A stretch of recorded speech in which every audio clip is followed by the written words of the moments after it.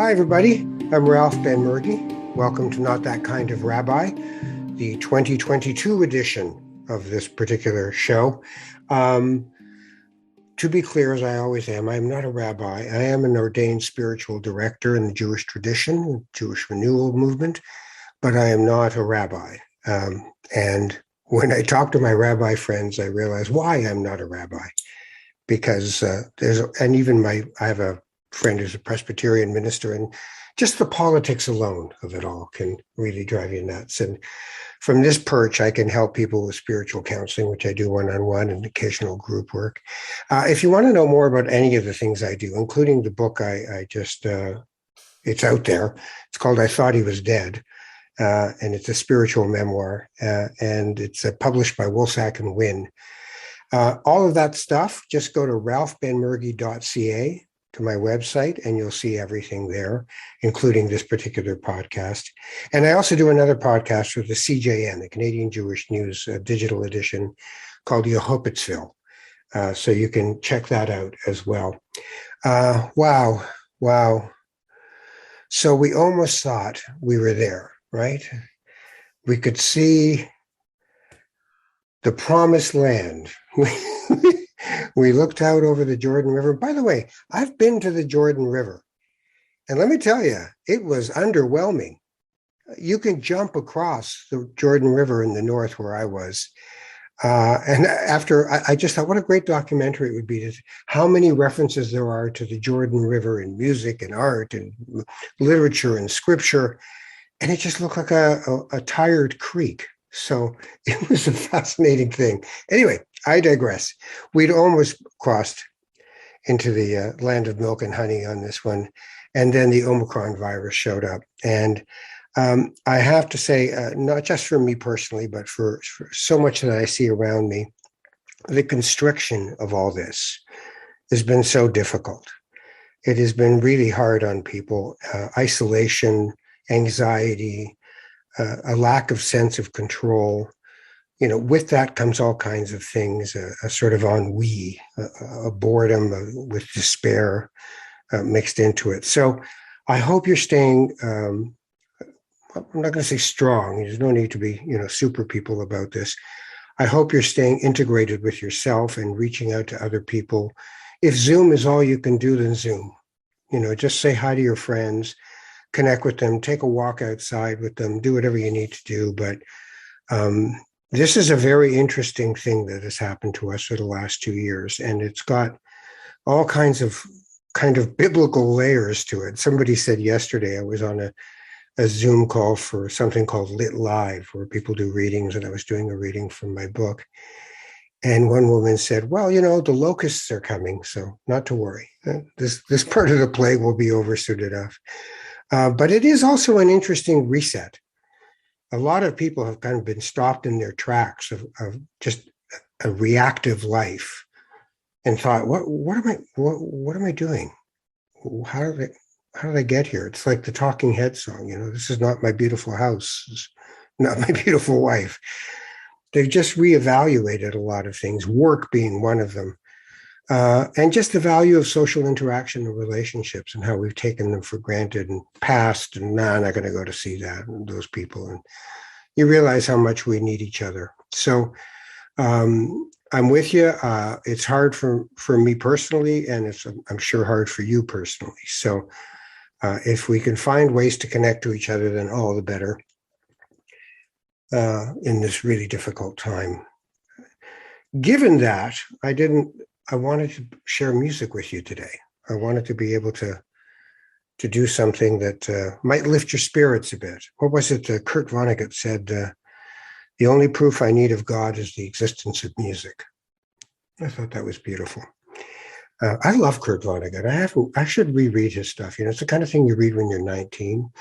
But man, he had an effect on me. There's a great story of Joseph Heller and Kurt Vonnegut. It's kind of apocryphal at this point in time, where they go to a millionaire's party in Manhattan. They've both been invited, and Vonnegut just looking around. It's bacchanal, it's half-naked waiters and waitresses serving God knows what on trays made out of God knows what. And he just looks at Heller and he goes, "My God, this man, like, how much money does he? He has more money than God. Like, wow, this is crazy." Uh, and Heller says, "Well, I've got something he doesn't have." He says, "What could you possibly have that this guy doesn't have?" And he says, "I have enough." So I like that one. Makes us kind of remember and be grateful for what we do have. Um, I'm going to start with a piece of music and then I'm going to introduce my guest. Actually, I'll introduce my guest and then we'll start with the piece of music. Aaron Lightstone has been doing music and healing and art and ethnomusicology and all kinds of wonderful things. He will now appear suddenly in a, there he is in that. Do I have power or what? Something. Ain't that something? It's a small power in an even smaller head. So don't worry. Hi, how are you? All right, good to see you. Good to see you too. So Jaffa Road is what we're going to talk about, but I also want to talk about all kinds of things that you do Yeah, with your music. Um, you didn't when you started the band. You didn't start off with the name Jaffa Road, right? What was the correct. initial name? The very initial name, the very inception of this project was Shakshuka. I love Mmm, shakshuka. yummy. That's very funny because I was in a horrible '60s cover band, which should have been called a horrible '60s cover band in the late '70s.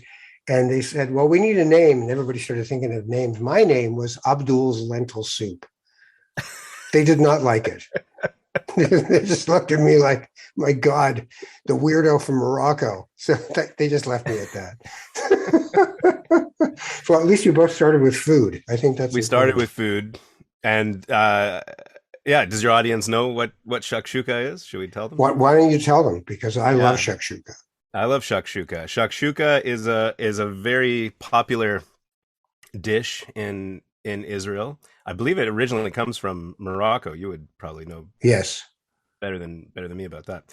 Where you make a saute of whatever vegetables you have on hand and tomato sauce, and then you poach the eggs in the tomato sauce. So it's a real beautiful mishmash, and we thought that was reflective of what we were doing because we were very explicitly bringing together the different musical histories and musical influences and musical interests of the various band members, Which you um, still do. which we still do. It's Yeah. evolved artistically and aesthetically over and personnel over time. And but we were doing our this was many years ago.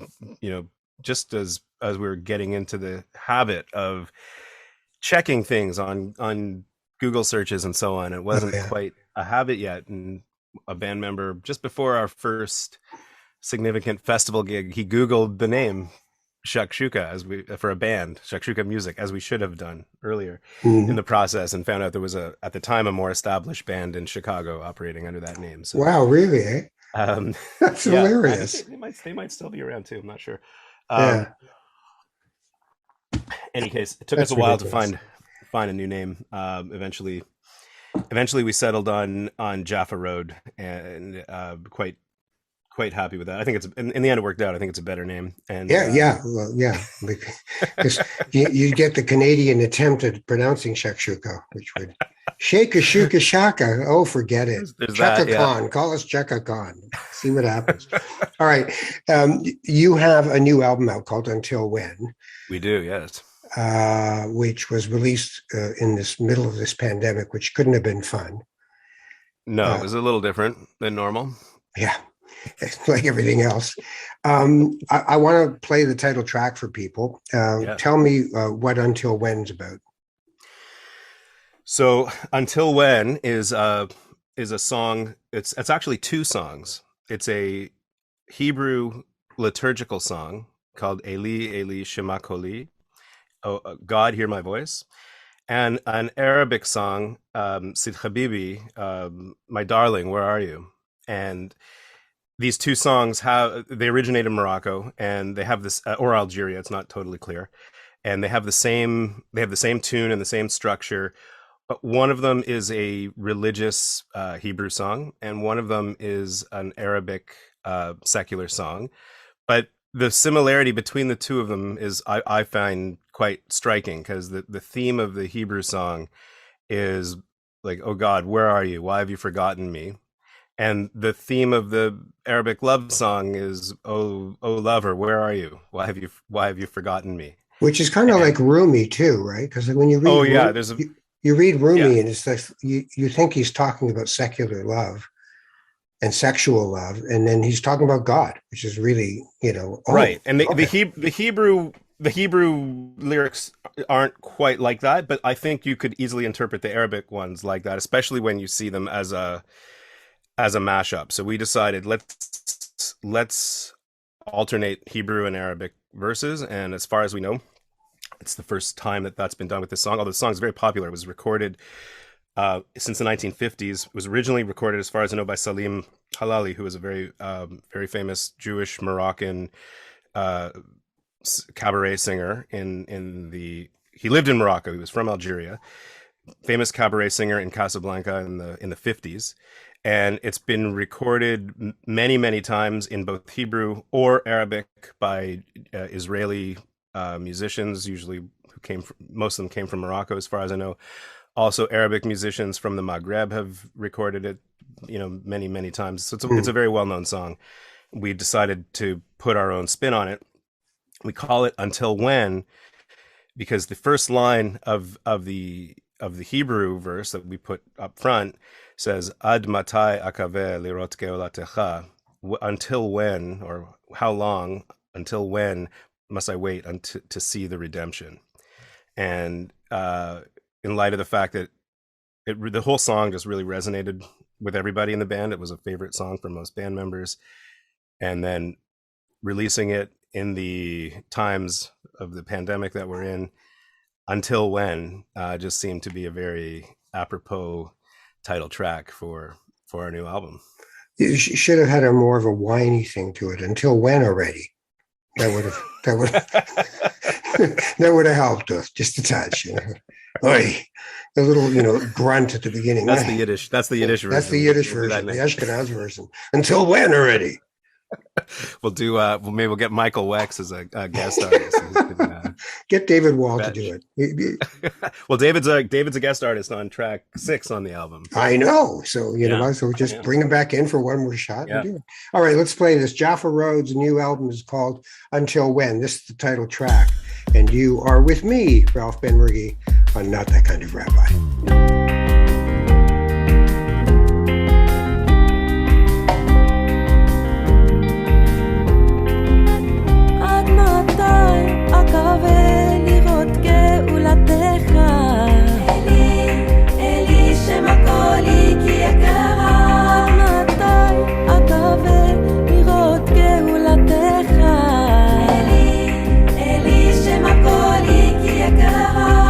יום שנולדתי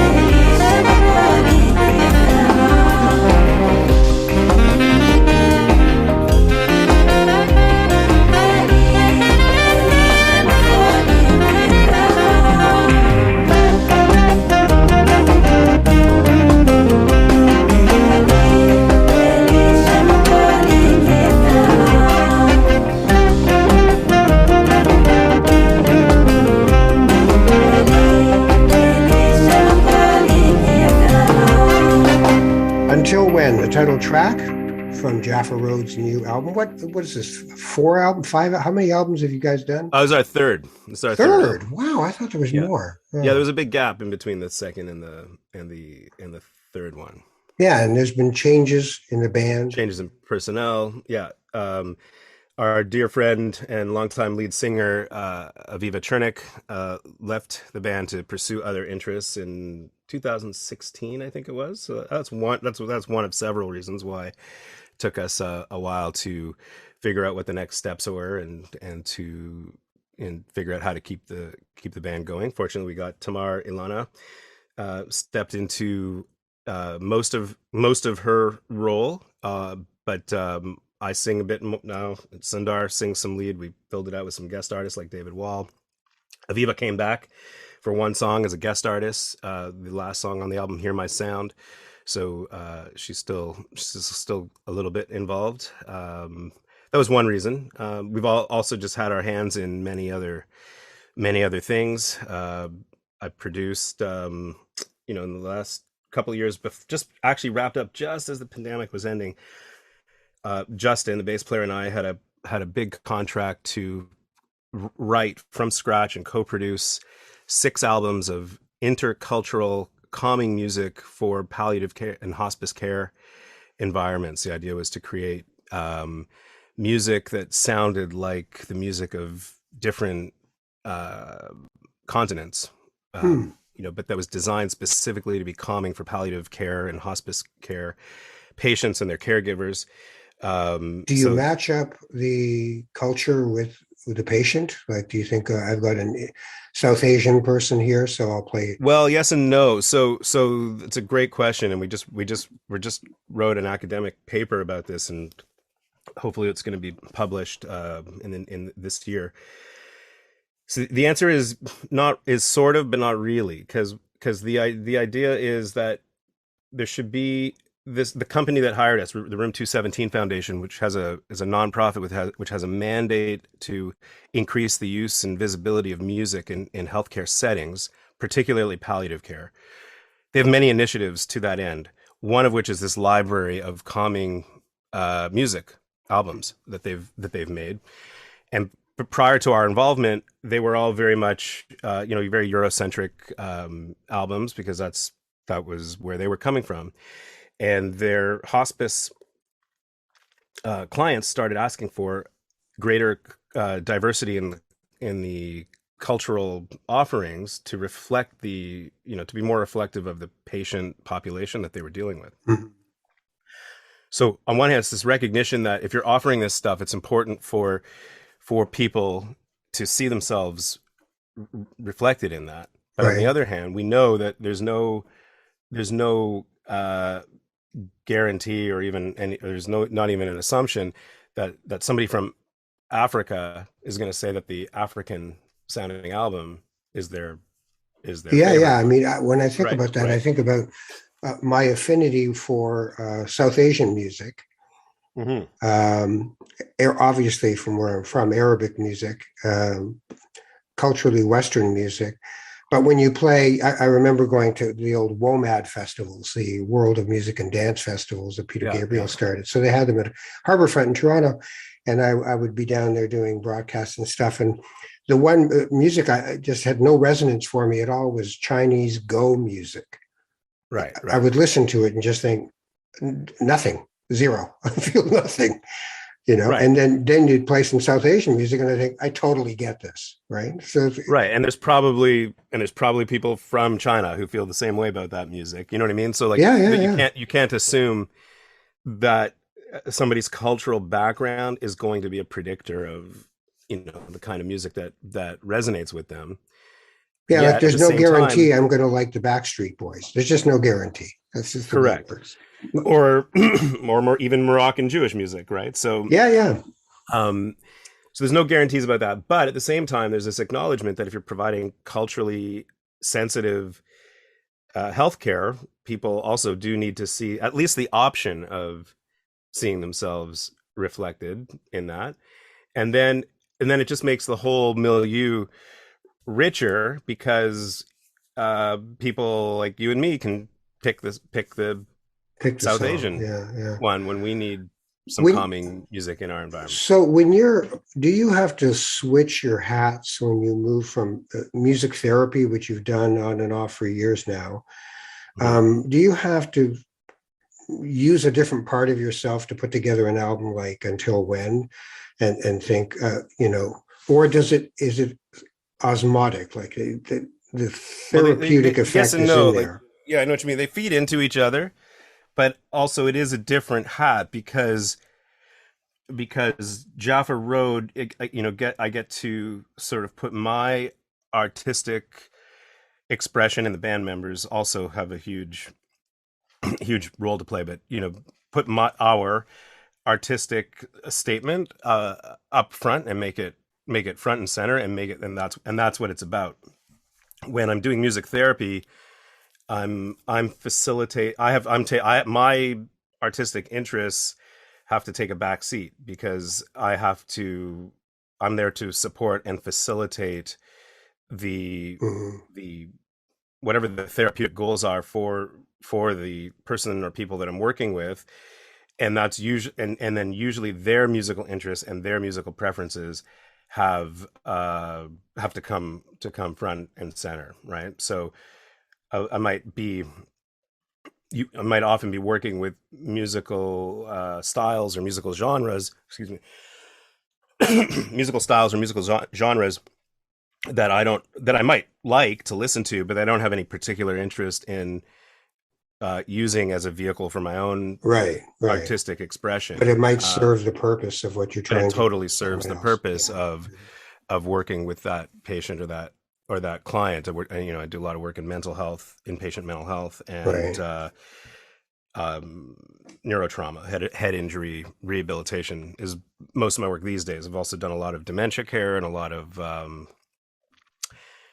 palliative care over the years. And you did some stuff with hip hop too, right? Yeah, that was my master's thesis. That was done in 2003, and that's a whole story unto itself. But I was one of the one of the pioneers in music therapy, hip hop. I was working in a youth shelter through Wehrhafta. I Oh mentioned that just yeah. because I saw that Avram, my buddy Avram, was your Yeah, yeah. second last guest, and my friend Aaron was your last guest. That's Yeah, all. that's right. We're all friends. Aaron was actually my first oud teacher, Aaron Ben Susan, the Aaron Ben Susan, when he the first moved to Hazan, the Toronto. cantor. Yeah. Um, but anyway, the hip hop thing. So I found myself working in this youth shelter, and the the traditional methods of music therapy that I had been taught were of very little interest to the clients in this youth shelter. And at the time, hip hop, was 20 or 30 years into its stature as the most commercially significant form of music in the world. It was by far, I think it might still be, I'm not sure, but at that time it certainly was you know the biggest thing commercially in the record industry. And or not every, but many different academic disciplines had a body of literature around the academic discourse around hip hop music, and music therapy didn't. And I found that very interesting and very striking, that this incredibly significant form of music, Yeah. our profession, both in the real world and academically at that time, had very little to say about it. And I was at a loss of what do I do with these Kids. clients who are Yeah. clearly interested in that kind of music, and sort of had to wing it and figure out how do I create hip hop music in the context of a music therapy session. And I had to do a whole sort of exploration and innovation around that. And then all kinds of questions came up, like, what is the actual therapeutic benefit of this? And so um, it was a whole academic journey, which has then since been published. It was asked to write 2 chapters for what became the first music therapy textbook on the use of hip hop. It's called The Therapeutic Uses of Rap and Hip Hop.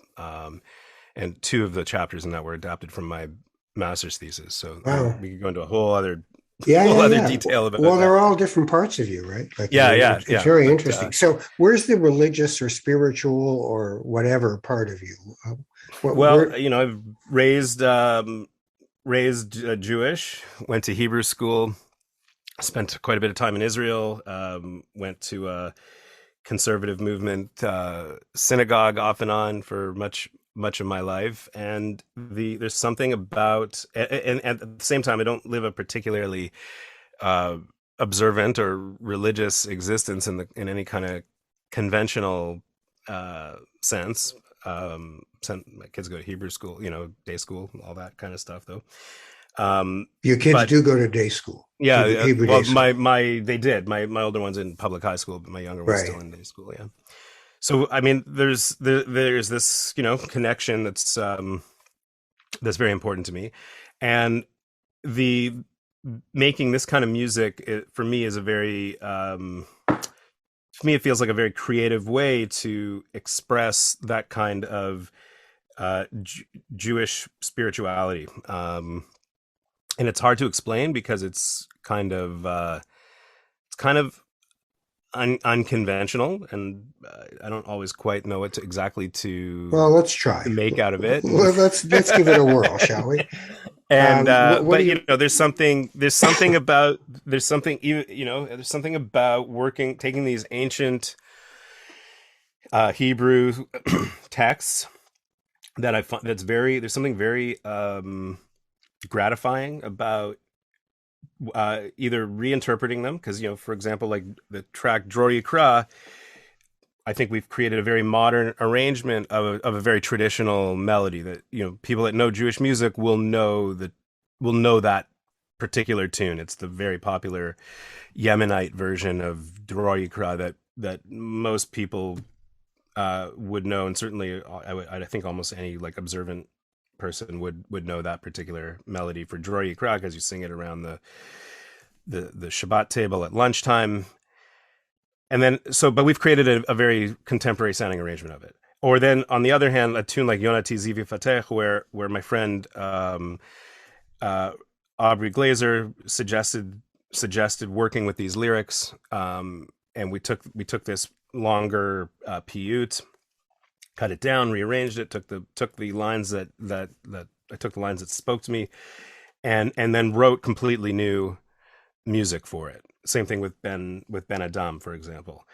And I don't know, there's something that's very gratifying and sort of spiritually moving about taking these ancient lyrics that in some cases, like Dror Kra, are very well known within the Jewish community, and then the other ones were new to me, and I think they would be new to most of the Jewish people that I know, but certainly there's people out there that these would be well familiar to, and just creating new art uh, with them. For me, there's something that's very it's kind of ineffable, but for me, it's an expression of spiritual experience of some kind. So what do you say? For the sake of argument here, what do you say when the traditionalists would say, "Hey, it ain't broke, don't fix it"? What do you what do you say to them? Well, I say to them, well, no one's actually said that to me, but if someone were to say that to me, I would point out that all we're doing really is working with this long standing tradition in a fairly unaltered form, actually, of taking these texts, and often taking snippets of them, often not the entire text, sometimes the entire text, but taking snippets of these texts and writing new music for them. Right, that is something that has been going on in the Jewish world for, I think, Hmm. as long as we know. That's why the well known PU team have a traditional Yemenite melody and a traditional Moroccan melody and a traditional Turkish melody, because all over the place people were coming up with new tunes for these very standard texts. And in some cases, people it would be traditional to sing the whole thing, whatever that text was, and in other cases, like like there's lots of music for just little snippets Tehillim, of the Book of Psalms. You know, Right. Shlomo Carlebach was Right. probably the Right. most well known. Renewal. Absolutely.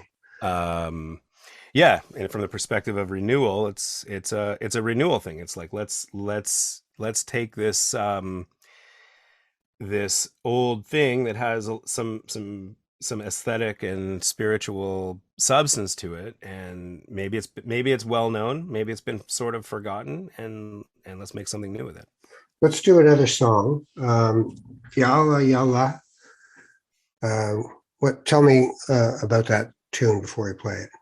Yeah, so when a lot of people when they hear the title Yalla Yalla, they think it's a reference to the Hebrew slang, which is the borrowed words from Arabic, or the borrowed word from Arabic. You say Yalla Yalla, I mean, come on, let's Get go, on with it. hurry up Let's go. already. Yalla Yalla. But it's actually spelled differently.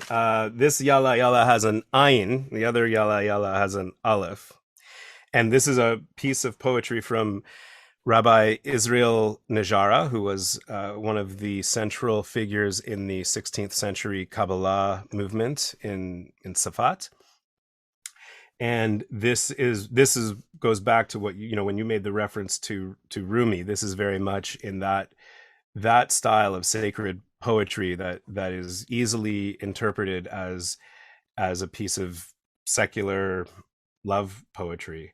And the yalla in this, from what I've read, is referring to it's like an alternate pronunciation or something like that of ra'aya, which is the bride. And this text and other melodies became a popular song for the groom to sing unaccompanied to the bride at weddings in different Jewish communities. Or did I just mix that up Nice. with Yonati? Hold on one second. Wait. What? Hold on. What? Hold on. Wait. It's early still.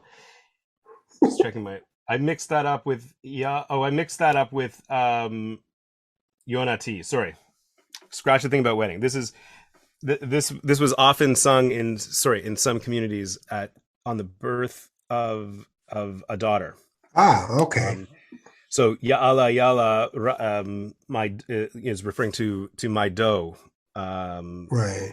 or a gazelle, which is often like in the Book of Songs, is often imagery that's used to refer to the bride or the female lover. So it's a love song. Come, my doe, come to my garden. The pomegranates are in bloom and my vines have flowered. Come, my beloved, hasten your steps and eat the choicest of my fruits. And it goes on like this kind of. Nice. All right, let's give it a whirl. Yeah. Yalla Yalla Yalla with this one. Until When is the name of the album. Jaffa Road. My guest is Aaron Lightstone, leader of the band. I'm Ralph Benmergui. This is Not That Kind of Rabbi. Let's play some music and we'll come right back.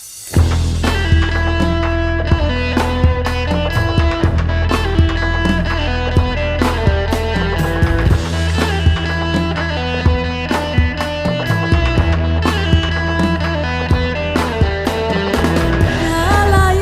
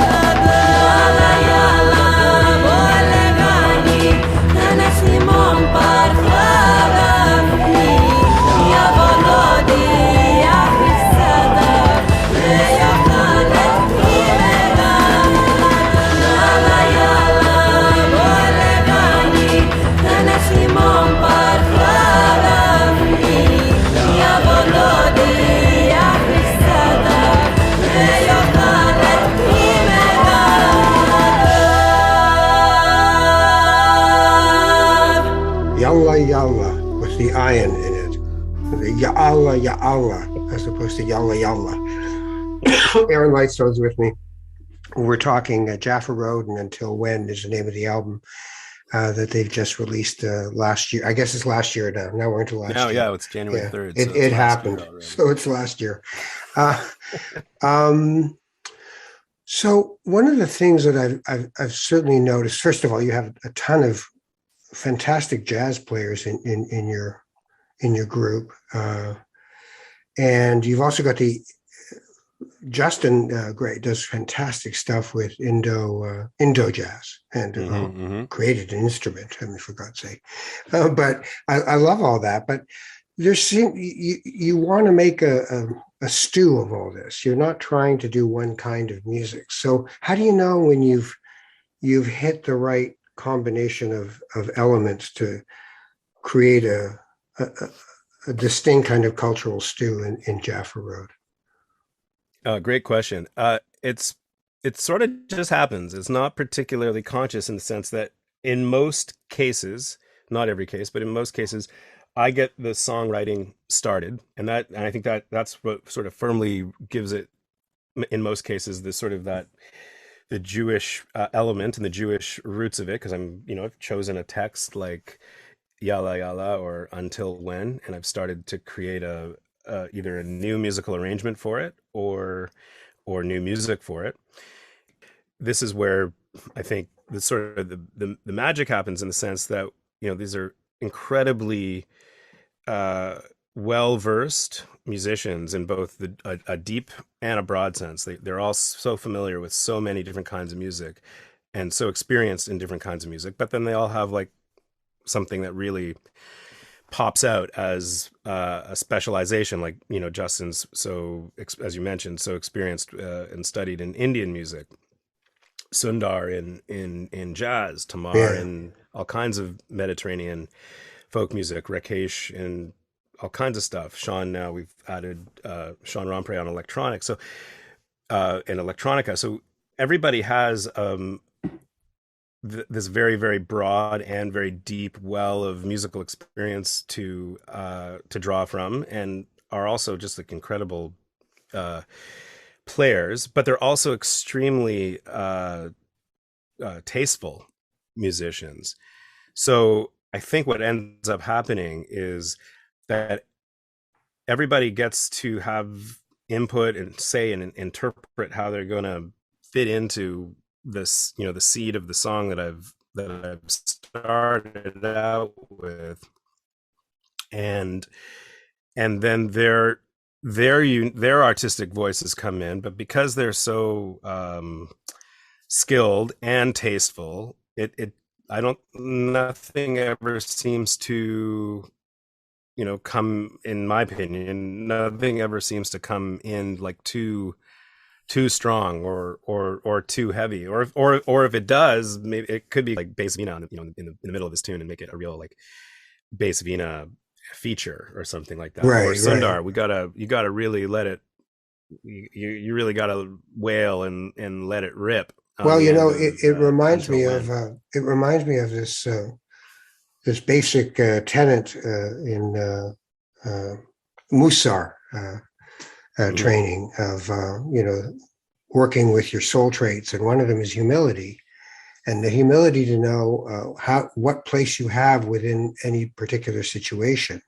And also, sometimes that doesn't mean you defer constantly. It just means that at this point I should come forward, at this point I should lean back. The ability to listen to each other, which is so essential to any great musical band, to be able to have the humility to say, this isn't about me. The drummer, you turn around and there are 7 rolls into a tom rolls into a song, and you're like, buddy, where you at? We're not doing Inagata Navita here. Let's rethink this, shall we? But you've got, experienced, mature musicians who have a sensitivity, but also each brings their own gift to what you're doing. So it certainly comes out in the music, because there is something unique that ends up happening at the end of the song, which can only happen because of the different talents that come forward, So Yeah, I think it's that combination of talent and experience because yeah, they've all paid their dues in the various other musical worlds that they inhabit. You they've all know. been beaten to a pulp in the music industry and just want to play music and enjoy themselves now. Yeah, yeah. uh, so I know it's difficult to imagine, but what's 2022 going to be? What's going to happen? I don't know. Hopefully, I mean, we do have a Canada Council for the Arts grant to start creating the music for a new album. So hopefully that's going to happen. I should just say that that's going to happen. And you know, still still busy, thank God, with the music therapy work. Yeah, That's yeah, keeping me also busy. Although that's also been challenging, of course, during the pandemic, and not as busy as it used to be or was in the immediate lead up to the pandemic. But also, like as you alluded to in the intro, the pandemic has also given many of us, myself included, an opportunity to sort of step back and ask ourselves, have we been to what extent have we been sort of chasing our tail around and making ourselves more busy than maybe than we ought to be.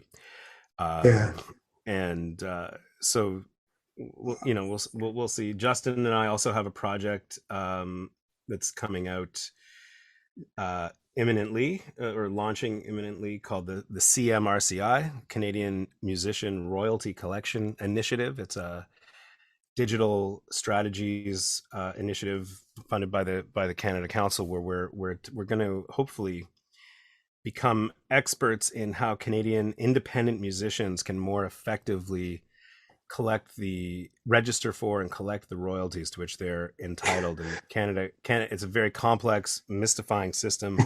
We're hoping to demystify it a bit and yeah, create, with the funding of the Canada Council for the Arts, create free training resources that independent Canadian musicians can access to become more effective at collecting the royalties. Because we've it, researched that we've some basic initial digging around that we've done seems to indicate that our independent musician colleagues in Canada are, as a group, as an industry sector, are very likely leaving money on the table to which they are entitled because they don't fully understand forever the thus. system. Yeah, no, What's that? it's been forever thus. I interviewed Yes. Irma Thomas, who is R&B gospel legend in New Orleans, and who people like Bonnie Raitt put right up there with Aretha Franklin. So I interviewed her for Jazz FM for a podcast called The Torch that I do for them once a month. And I said, "Do you have any advice for musicians?" She's in her late 60s now, and she said, "Know the business." I Mm-hmm. went back to school in my late 30s, early 40s, and got a business degree because everybody was making money but me. Mm-hmm. Mm-hmm. Right. And so she just said, know your business. It's called show business. You know, Yeah. it's the way it works. And it's really a hard thing for people because you get into it because you love, and it's like when jazz musicians, I say, you don't choose to be a jazz musician because you're going to get rich and famous. I mean, Right. you do it because you have to do it. Right. It's just in you. There's no choice. You wish there was something else, but that's what you do. So, it can be a bit tough. Um, well, Anyway, that's part of what's on the yeah, yeah. on the block for 2022. And maybe There some might be, live hopefully, concerts at hopefully the there'll end be of the more, year. some Jaffa Road creation.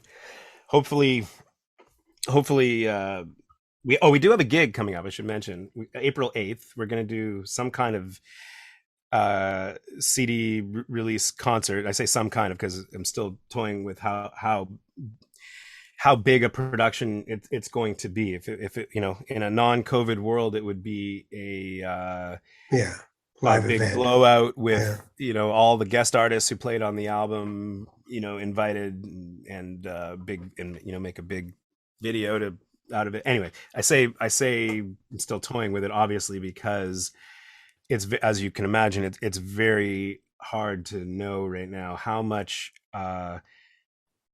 time and energy and Yeah, yeah. resources to invest in a production that has a high likelihood of Of getting being canceled. canceled for for reasons that are completely outside of one's control. Well, Paula This is Beatles, this is the just go hardest up. thing about being a performing artist in COVID, and this has happened. It's happened to some of my friends and colleagues where you put your releasing an album is one thing, but then if you've got like a an album that's been like sort of a career sort of marking moment. This happened to my, former bandmate actually in Jaffa Road and good friend Chris McCool, you might know from Sultans of Oh yeah. String. Where he made before, just I think as the pandemic was hitting, can't remember the exact timeline, but he had finished an album that was for sure by far like the most ambitious of his career, with great album with all kinds of guest artists. It was stacked with guest artists, and and then he had planned a CD release concert with many of the guest artists to appear, and that was, I can't remember when it was scheduled for, May 2020 or something like Yeah. this. And then so he postponed it to Yeah. October 2020, and then he had to postpone. So like these, how like it's just like how do you? And we've had a couple of gigs where, um, out of town gigs. We were supposed to play in Texas in April Oof. 2020. Yeah. No, April. no, no. Don't go to Texas. Don't Yeah, don't, and don't go not now. yeah, even now, Just don't but go. not but but even before it became impossible to go, when there was like a Yeah, yeah, couple yeah, weeks in the lead up where it looked like there would be a choice that we could go. yeah. But even before things fully shut down, it was made clear in my music therapy work at St. Michael's Hospital, which by the way is funded by our friends at Jazz FM. Yeah. Uh, so in what was it? So I was supposed to go April 6th. We were supposed to go to Texas, and in late February, I think it became clear that if I did go to that gig in Texas, that when I got back, I wasn't allowed to come to the hospital work for 2 weeks. Right. Right. There Right. was a very Right. clear statement. If you leave Yeah. the Yeah. country, Yeah. don't Yeah. come Yeah. to work for 2 weeks. But then it became not an option anyway. But It's all you know, nuts. It's all and nuts. I can't do a Jaffa Road gig if it means forfeiting the next 2 weeks of my Yeah. I think for your in April, the gig you should do is on a rooftop. Pull the Beatles. Get Mm. back and just go on a rooftop. Get arrested. Get some good footage. Come on, man. Go for it. Go rebel. Jaffa Road rebel.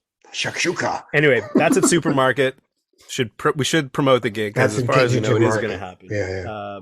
April 8th. That's super or 7th. Shoot, whatever the Thursday is of that week. Let me check. We'll figure it out. Yeah, I want to but play one more song while you're figuring yeah, that yeah. out. Which one do we want to do? April 7th. Oh, I don't know. Why don't either Yonati Zivivatech is interesting. Ben Adam is interesting, actually. That's the one with David, I features like Ben David. Adam. Can we do Ben Adam? Yeah. Let's do Ben Adam. Yeah. All There's a right. really cool story there.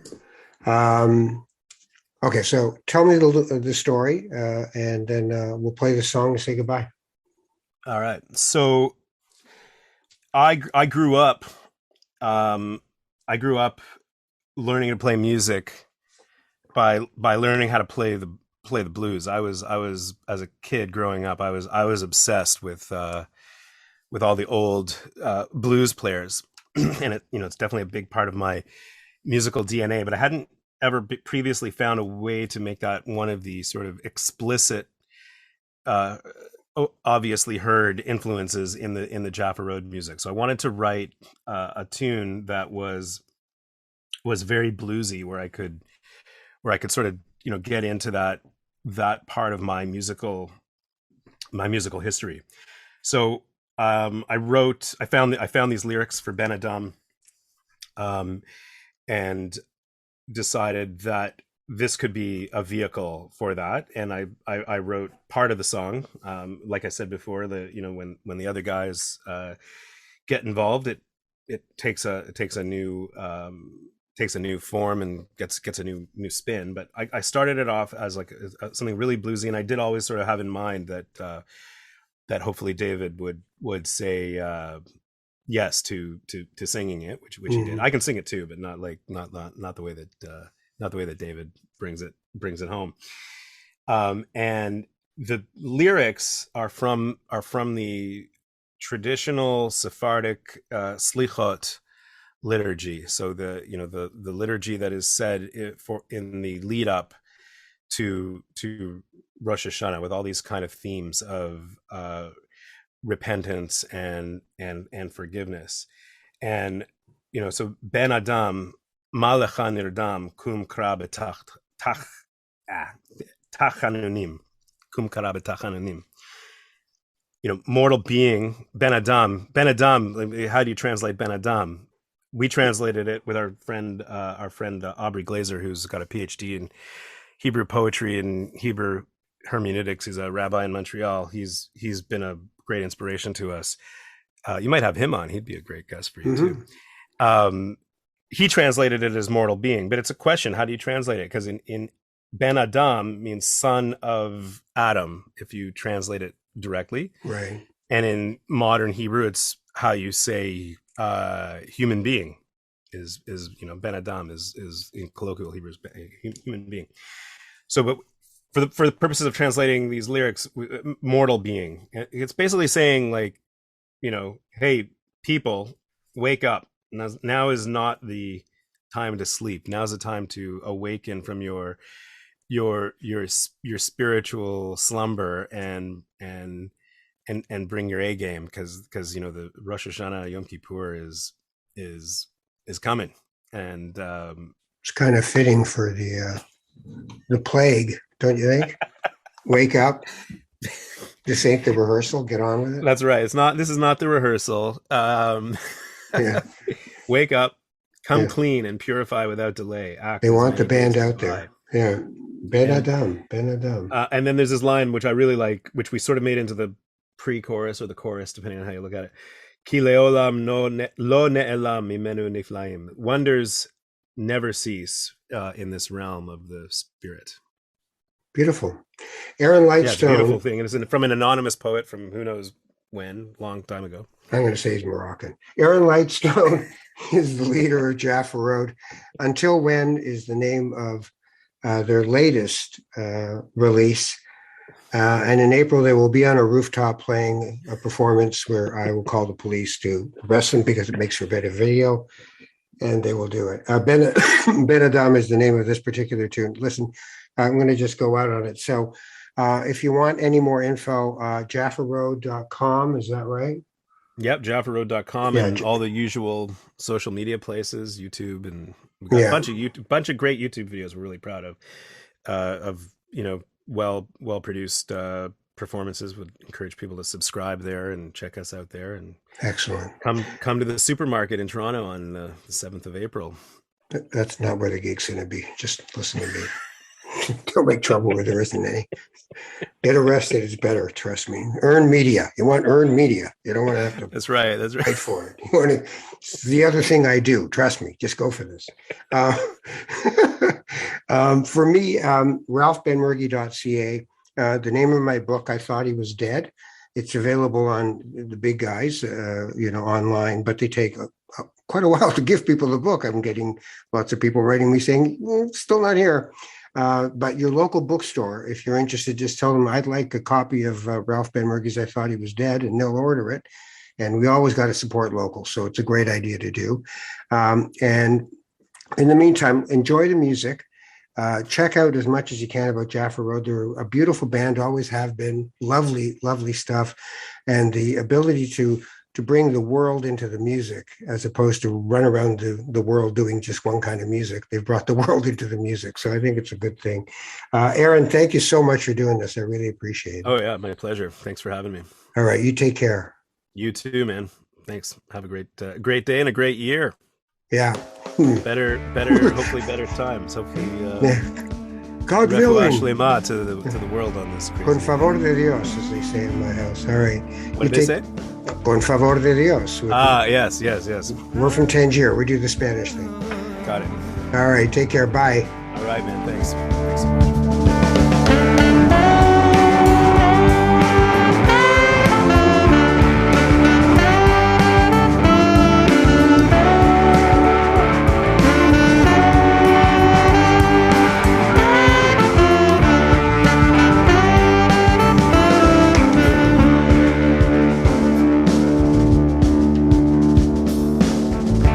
בן אדם, מה לך נרדם? קום קרא בתחנונים,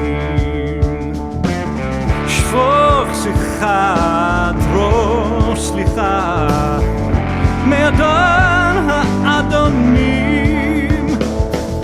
רחצו את ההר ואל תאחר, בטרם ימים פונים. ומהרה רוץ לעזרה לפני שוכן מעונים, כי לעולם לא נעלם ממנו נפלאים, כי לעולם לא נעלם ממנו נפלאים. לך אדוני הצדקה ולנו בושת הפנים. לך אדוני הצדקה ולנו בושת הפנים, ולנו בושת הפנים.